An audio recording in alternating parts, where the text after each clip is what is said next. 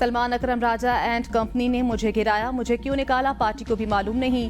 शेर अफजल मरवत कहते हैं मेरे खिलाफ पार्टी में हसद पाया जाता है, झूठे और मुनाफिक बानी पीटीआई के कान भरते हैं। सलमान अकरम राजा जिनकी सिफारिश पर जनरल सेक्रेटरी बने वो बाअसर लोग हैं, मुझे पहली बार नहीं तीसरी मर्तबा निकाला गया। जिन्होंने अपना जमीर और वोट बेचा वो पार्टी में मौजूद हैं। पार्टी में रहूं या नहीं बानी के लिए काम करता रहूंगा। मुझे पार्टी डिसिप्लिन सिखाने वालों का दिमाग खराब है।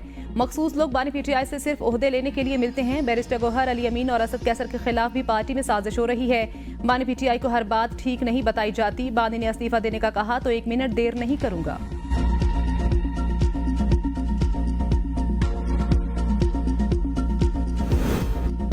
पीटीआई ने शेर अफजल मरवत को भी निकाल दिया, इनसे हमदर्दी है। गवर्नर हाउस में कामकाम चीफ जस्टिस की तकरीब हलफबरदारी के दौरान गवर्नर फैसल करीम कुंडी का वज़ीर आला अली अमीन गंडापुर से सवाल। दोनों के दरमियान मुलाकात 10 मिनट तक जारी रही। मुलाकात के दौरान अली अमीन गंडापुर और फैसल करीम कुंडी खुशगवार मूड में दिखाई दिए। पीटीआई में क्या हो रहा? गवर्नर पख्तूनख्वा का वज़ीर आला से मजाक में सवाल। आपकी हुकूमत ने अपने ही खिलाफ सवाबी में एहतजाज नहीं किया। वज़ीर आला खैबर पख्तूनख्वा अली अमीन गंडापुर जवाब में मुस्कराते रहे।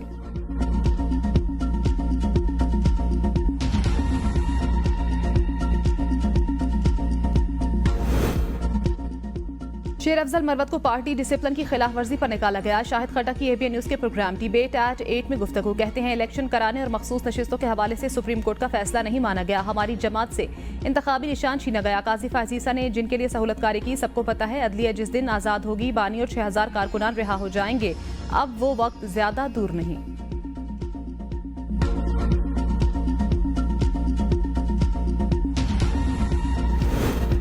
महमूद अटकजई का कौमी असम्बली की कमेटियों से मुस्ताफी होने का ऐलान। कहा स्पीकर ने बेईमानी की। असम्बली में बैरिस्टर गौहर जैसे शरीफ आदमी को बोलने का मौका नहीं दिया और शेर अफजल मरवत को बात करने की इजाजत दे दी कि वो अपनी पार्टी के खिलाफ बोलेंगे।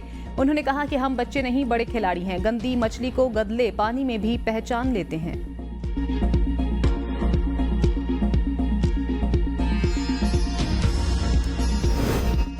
महमूद खान अटकजई की मौलाना फजलुर रहमान से मुलाकात। मुल्की सियासी सूरत हाल पर तबादला ख्याल। अपोजिशन इत्तेहाद पर भी मुशावरत की गई। अपोजिशन की गोल मेज कॉन्फ्रेंस और पार्लिमान में एहतजाज पर बातचीत हुई। दोनों रहनुमाओं का मुश्तरका तौर पर अपोजिशन इत्तेहाद को आगे बढ़ाने पर इत्तेफाक। महमूद अटकजई ने कहा पाकिस्तान आइन की सरबलंदी से ही आगे बढ़ सकता है।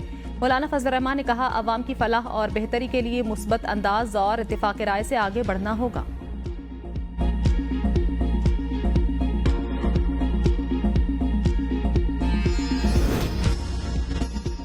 ख्वाहिश थी अपोजिशन का ग्रैंड अलायंस वजूद में आए। एबीएन न्यूज के प्रोग्राम डिबेट एट 8 में गुफ्तगू करते हुए मोहम्मद अली दुरानी ने कहा मौलाना फजलुर रहमान से बहुत गहरा ताल्लुक है। 26वें आने तरमीम के बाद मुल्क में आइन मुअत्तल है।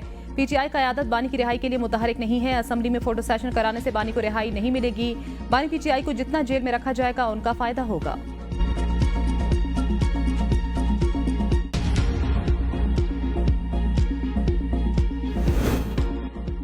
कुछ गलत किया ही नहीं तो रेफरेंस का डर कैसा? सुप्रीम कोर्ट के सीनियर जज जस्टिस मंसूर अली शाह का वाज़ेह मौक़िफ़। कहा हुकूमत ने रेफरेंस लाना है तो ले आए, मुकाबला करेंगे, मैदान किसी सूरत नहीं छोड़ेंगे। कमरे में मौजूद हाथी किसी को नजर ना आए तो क्या कह सकता हूँ? जजेस में कोई इख्तिलाफ नहीं, तमाम जजेस से मुलाकात होती है, इकट्ठे चाय भी पीते हैं। काम ना करने के सवाल पर जस्टिस मंसूर अली शाह ने कहा मुकदमात निपटाने की शरह देख लें, किसके कितने फैसले कानून की किताबों में शाया हुए, सब सामने और तमाम रिकॉर्ड सुप्रीम कोर्ट की वेबसाइट पर मौजूद है।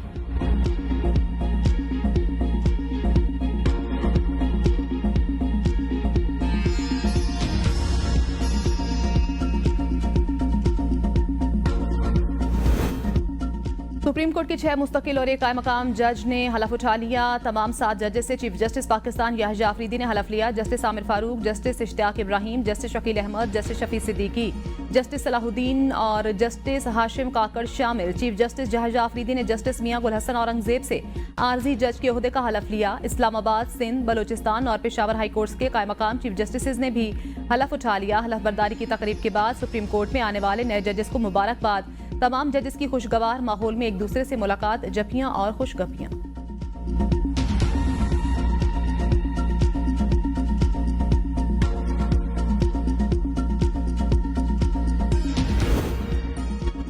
सुप्रीम कोर्ट में जजेस की मजमूई तादाद 25 हो गई। 22 मुस्तकिल, 1 एक्टिंग और 2 एडहॉक जजेस शामिल। सुप्रीम कोर्ट में नए जजेस के आने पर seniority list update. Chief justice के बाद जस्टिस मंसूर अली शाह का पहला, जस्टिस मुनीब अख्तर का दूसरा नंबर, जस्टिस अमीनुद्दीन का तीसरा और जस्टिस जमाल मुंदखैल का चौथा नंबर।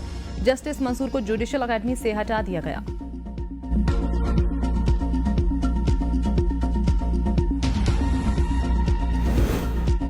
चीफ जस्टिस पाकिस्तान का लाहौर हाई कोर्ट में मजीद 4 खाली आसामियां पुर करने का फैसला। जजेस की तकर्री के लिए जुडिशल कमीशन का इजलास 28 फरवरी को तलब कर लिया गया। पंजाब के 8 सेशन जजेस में से 4 जजेस को एडिशनल जज मुकर्रर किया जाएगा।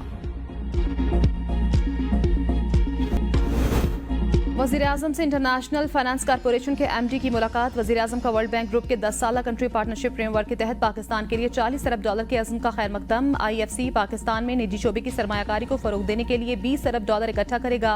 वज़ीर-ए-आज़म ने बुनियादी ढांचे, ज़राअत, IT, सेहत और पानी और सफाई के शोबों में IFC के ताउन को सराहा। MD IFC ने सड़कों, बिजली, हवाई अड्डों और गंदम के ज़ख़ीरा करने के बुनियादी ढांचे में निजी सरमायाकारी की ज़रूरत पर जोर दिया।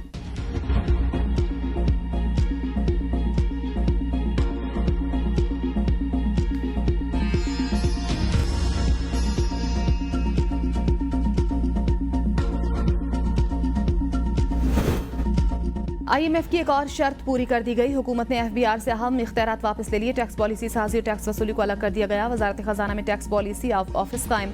अब FBR सिर्फ टैक्स वसूली के काम की हद तक महदूद रहेगा। रेवेन्यू बढ़ाने के लिए टैक्स तजावीज़ पर अमल दरामद पर तवज्जो देगा। टैक्स पॉलिसी ऑफिस बराह रास्त वज़ीर खजाना रेवेन्यू को रिपोर्ट करेगा और हुकूमती इस्लाहाती एजेंडा बनाने पर काम करेगा। टैक्स पॉलिसियों और तजावीज़ का तज्जिया करेगा। IMF को टैक्स पॉलिसी साजी, वसूली अमल को खुद मुख्तार रखने की यकीन दहानी कराई गई थी। टैक्स फ्रॉड कम करने के लिए खामियों पर काबू पाकर टैक्स के निफाज पर तवज्जो दी जाएगी।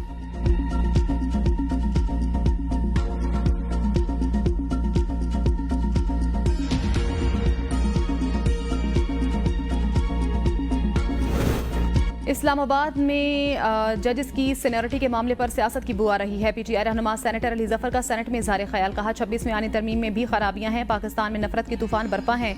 हुकूमत ने लोगों से पुरअमन एहतजाज का हक भी छीन लिया। सोशल मीडिया पर फेक न्यूज़ के नाम पर पीका एक्ट लागू कर दिया गया। हुकूमत की दरखास्त पर चीफ जस्टिस को IMF से मजबूरन मिलना पड़ा। हुकूमत ने अदलिया की साख को नुकसान पहुंचाया। कौम पिस रही है, लोग हुकूमत से नाराज हैं।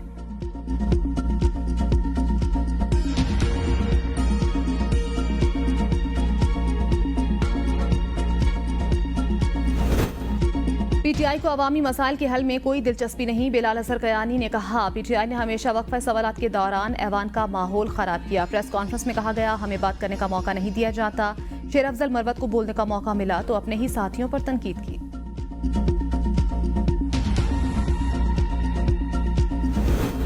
बानी PTI ने खत लिखकर अवाम के मसाइल की तरफ तवज्जो दिलाई। PTI फिर मजबूर होगी कि मसाइल का कोई और हल निकाले। बैरिस्टर गौहर की मीडिया से गुफ्तगू। कहा बानी PTI चाहते हैं फौज और अवाम में नफरत ना हो। हमें ऐवान में बात नहीं करने दी गई। साहबजादा हामिद रजा ने कहा आज भरपूर तैयारी की थी कि हम इश्यूज पर बात करेंगे, लेकिन हमें पार्लियामेंट में बोलने की इजाजत नहीं दी गई।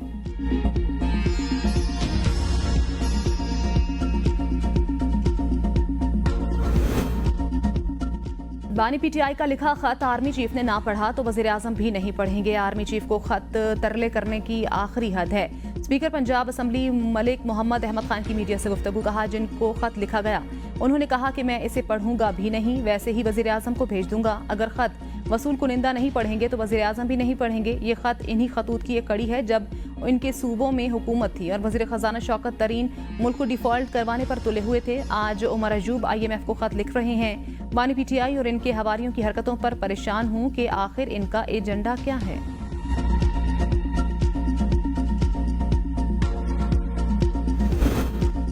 आर्मी चीफ और आला हुकूमती ओहदेदारान का SIFC के ग्रीन कारपोरेट इनिशिएटिव का दौरा। वज़ीर आला पंजाब ने smart agri farm, green agri malls और एग्री रिसर्च सहूलत सेंटर का बाकायदा इफ्तिताह किया। दौरे के दौरान शुरका को ज़रई शोबे की तरक्की के लिए इस्तेमाल होने वाली जदीद ज़रई मशीनरी का मुआयना भी कराया गया।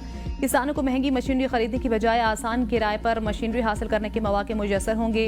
आर्मी चीफ और वज़ीर आला पंजाब का ज़रई शोबे की तरक्की के लिए GPI की कारकर्दगी पर मुकम्मल इत्मीनान का इजहार।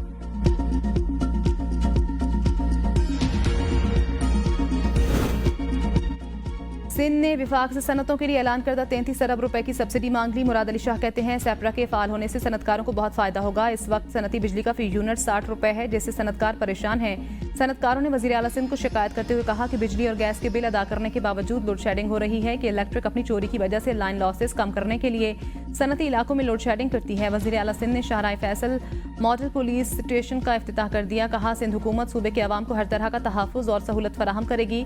सूबे के हर जिला में मॉडल पुलिस स्टेशन कायम किया जाएगा।